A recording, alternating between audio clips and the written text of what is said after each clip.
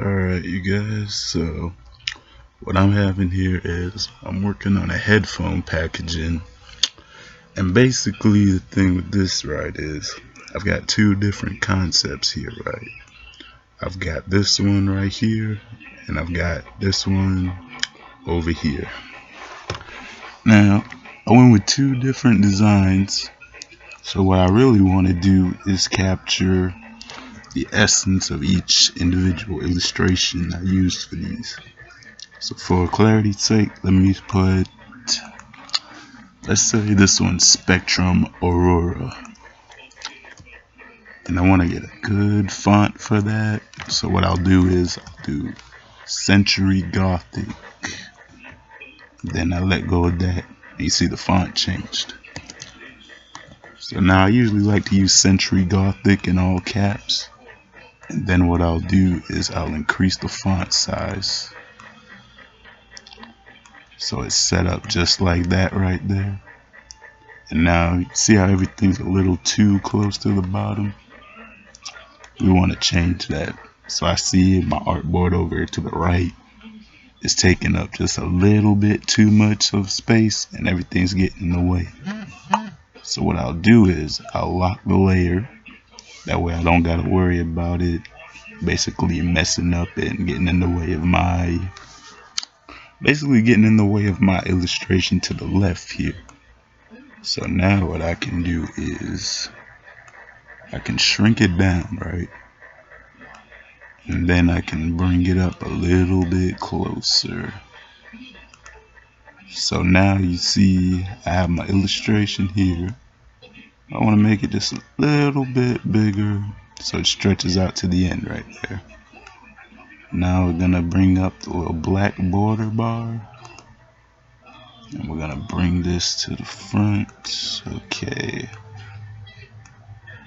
So my understanding, I have a little something. Better yet, let's move that to the bottom. That's probably what's causing that grayish look to it. And let's take this and just shift it over. Now I have a lot going on, especially in these bottom panels with these illustrations I've developed. So what you want to do is you want to kind of leave some clarity, because basically once we got a little extra, I guess I made that.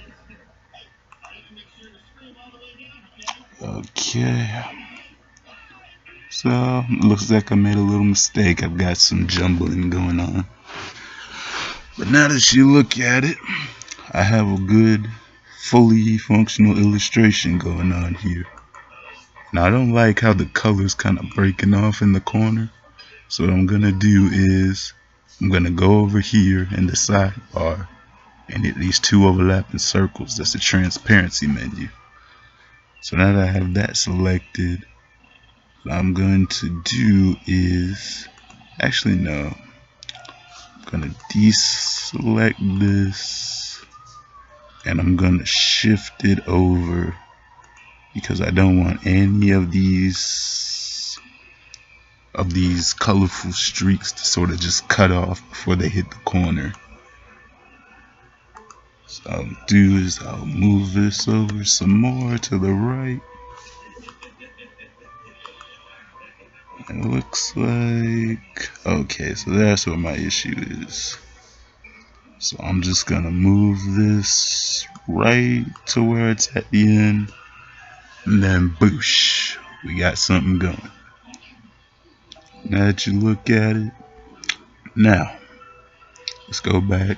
We're gonna double click to get out of the opacity mask. We're gonna click back on over here, get out of the opacity mask, and we're gonna bring our other layer 2 back to. Now the issue is I don't really want this extra aurora, and I don't want this blocking anything off. So what you can do is you can basically go down and you're gonna look for your other text. So click on aurora right here. Wait, unlock the layer. Then click on aurora. So that's the stray one. We don't want that. Now we have this one selected, but we want to keep everything to the left on layer 1. So what I'll do is I'll click it, then click the layer 1, and then I'll hit right click and hit send to current layer. So you see how it just changed color right there? So now we have a better functioning design. And what I'll do to space this out a little more is I'll do some kerning. That way I can have an aurora, a little bit more emphasis on aurora. And what I'll do here is I'll go into my swatches. And now here's a key thing. You notice I couldn't change the color of it. So what I'd have to do is basically go up here, and I need to settle this down.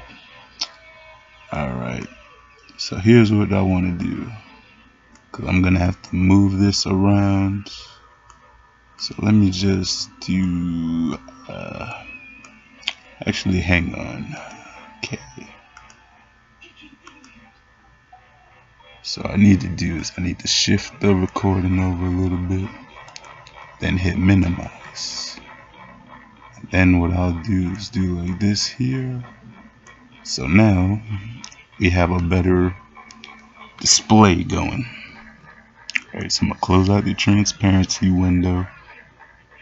Now what I'll do is I'll hit object and then expand, and I'm gonna hit OK.